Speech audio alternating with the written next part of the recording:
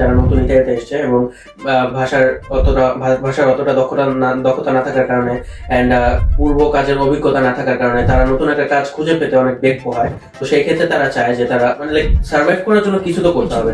তো সেই ক্ষেত্রে তাদের এই রাইডারের যে প্রফেশনটা আছে এটা খুবই অটোনমাস একটা প্রফেশন অ্যান্ড খুব সুন্দরভাবে তারা করতে পারে নিজের মন মতো সময়ে।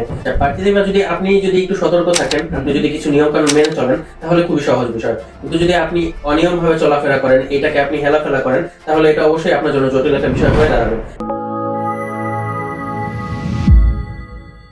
আসাদুল ভাইয়া, তোমার কাছে একটা কোশ্চেন ছিল, আমার খুবই বেসিক লেভেলের কোশ্চেন। বিশেষ করে বলবো যে যেহেতু তুমি পার্টিতে সেক্টরে খুব ভালো কাজ করছো, তো এই ব্যাপারে তোমার বেশ অভিজ্ঞতা আছে। আমার কাছে কিছু নতুন নতুন মানুষ আসে, ক্লায়েন্ট আসে, যারা খুব অল্প বয়সী ইটালিতে আসে। দেখা গেলো যে 18, 19, 20, 21 এরকম বয়সে। তো ওরা যেটা হয় যে খুব ইমিডিয়েটলি ওরা কিছু একটা করতে চায়, যেখানে হয়তো কাজের অভিজ্ঞতা নেই, কাজে ঢুকতে পারছে না। কিন্তু ইদানিং আমরা জানি যে রাইডার, গ্লোবো এগুলো বেশ একটা চাহিদা আছে। তো এই ধরনের ক্লায়েন্ট আমাদের প্রচুর আসে, তারা বলে যে আসলে ভাই আমরা কাজ করতে চাই, কিন্তু ওরা দেখা গেলো যে নতুন আসছে, আজিলো সৌজন্য, কারো কারো কাছে সাদা সৌজন্য, কারো কাছে হলুদ সৌজন্য। তো তুমি কি এই বিষয়ে একটা ধারণা দিতে পারো কিনা যে এই ধরনের সৌজন্য নিয়ে কি রাইডার, গ্লোবোর আইডি কিভাবে খোলা যায় বা খুলে কাজ করা যায় কিনা? জি ভাই, আপনি খুব সুন্দর করে বললেন।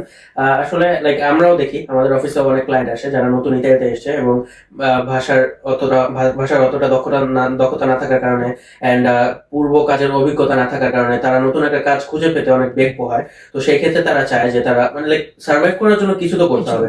তো সেই ক্ষেত্রে তাদের এই রাইডারের যে প্রফেশনটা আছে এটা খুবই অটোনমাস একটা প্রফেশন অ্যান্ড খুব সুন্দরভাবে তারা করতে পারে নিজের মন মতো সময়ে, নিজের যখন ভালো লাগে তখন কাজ জয়েন করতে পারে।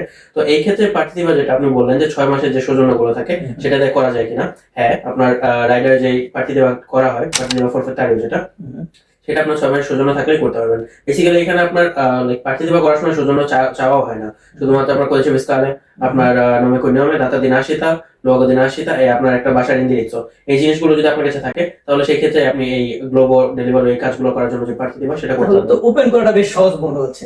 আচ্ছা, আরো কিছু কোশ্চেন আমি এর সাথে অ্যাড করতে চাই যে ওপেন তো করে ফেললাম, কিন্তু অনেকে যেটা ভয় পায় যে প্রার্থীতেই বা মানে না জানি কত কিছু এটার ভিতরে। তো আসলে এইটার সুযোগ সুবিধা কি ধরনের আছে? এই যারা প্রফেসর একটা শব্দ বললা, প্রফেসর দিয়ে আসলে তুমি কি বুঝিয়েছো, বা এটা কি আসলে খুব জটিল কোনো বিষয় কিনা? আচ্ছা, প্রার্থী দেওয়া যদি আপনি যদি একটু সতর্ক থাকেন, আপনি যদি কিছু নিয়ম কানুন মেনে চলেন তাহলে খুবই সহজ বিষয়। কিন্তু যদি আপনি অনিয়ম ভাবে চলাফেরা করেন, এটাকে আপনি হেলাফেলা করেন, তাহলে এটা অবশ্যই আপনার জন্য জটিল একটা বিষয় হয়ে দাঁড়াবে। এখন না হলো 5 বছর 10 বছর পরে গিয়ে আপনি এটার ভয়াবহতাটা ফিল করতে পারবেন। যেই নিয়মগুলোর কথা বলছিলাম সেগুলো হলো যে আপনি প্রতি বছর সময় মতো আপনার রেজিত ডিক্লেয়ার করবেন, আপনার ইনসের যে কন্ট্রিবিউটি গুলো থাকে সেগুলো সঠিকভাবে পে করবেন, আপনার যে ট্যাক্সটা আসে, আপনার ইনকামের উপর যে ট্যাক্সটা আসে সেটা পে করবেন, তাহলে আপনার কোনো ভয় পাওয়ার মতো কোনো কারণ থাকবে না। এন্ড ফরফেটারিও যেটা আপনি বললেন, আসলে আমরা মূলত দেখি 3টা রেজিমে আছে প্রার্থীতে এবার। একটা হলো ফরফেটারিও, সিম্পলিফিকাতো এ অর্ডিনারিও।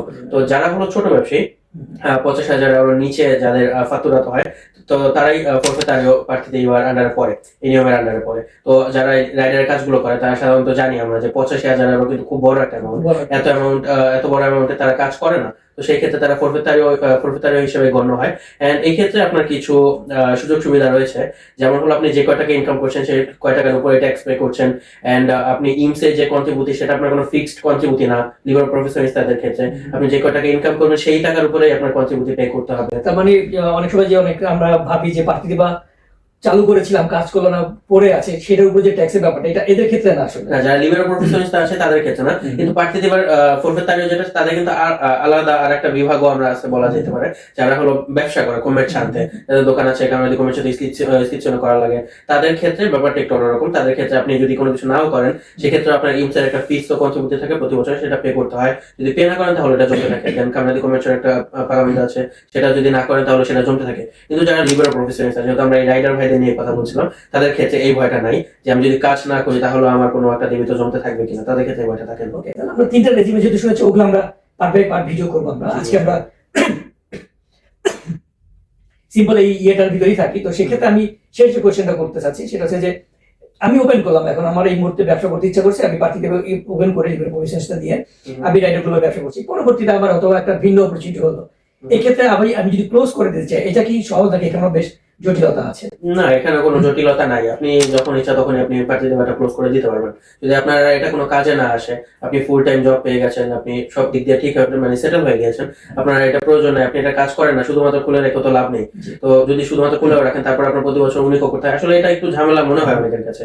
তো এই কারণে আপনার যদি প্রয়োজন না হয় আপনি বন্ধ করে দিতে পারেন, মানে কোনো হ্যাসেল ছাড়াই বন্ধ করে দিতে পারবেন। মানে যে কোনো মুহূর্তে আমি আসলে এটা ওপেন করাটাও সহজ, আবার বন্ধ করাটাও সহজ, জি এমন কোনো হ্যাসেল নাই। জি জি জি। ওকে ভাই, থ্যাংক ইউ সো মাচ। এরপরে আমরা নিশ্চয়ই অন্য কোনো ভিডিওতে প্রার্থী দিবার ব্যাপারে আরো ব্যাপক কিছু বিষয় নিয়ে কথা বলবো। ইনশাআল্লাহ। এই পর্যন্ত ধন্যবাদ। আপনাকে ধন্যবাদ।